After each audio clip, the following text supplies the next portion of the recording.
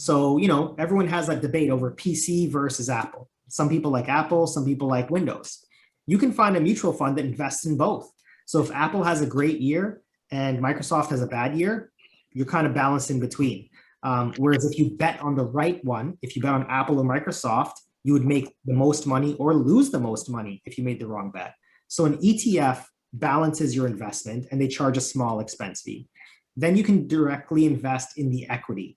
The equity means I'm buying a piece of one company. You can go buy Tesla, Microsoft, Amazon, Canada Goose, TD Bank. Like you go buy a piece of a company. And that is a little bit higher risk than the ETF, but it will have better returns.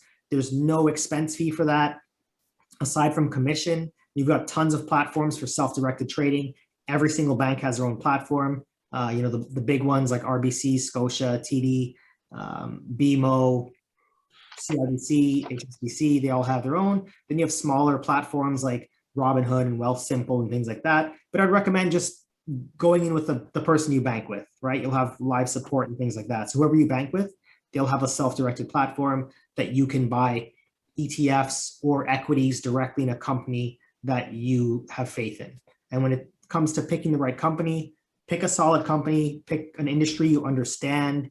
If you're into sports and you kind of understand where Under Armour sits versus Nike and Adidas, that might be the right play. If you're into tech, there could be a lot of options. If you're into retail, you can invest in different clothing companies, but pick a company in an industry that you understand and do some research and invest in. We could probably do a whole nother segment on how to pick the right stocks, but just pick a company that you like.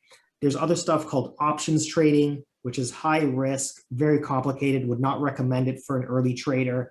And then obviously you hear a lot of buzz about things like cryptocurrency, which again is basically sports betting. I wouldn't recommend that for an early trade.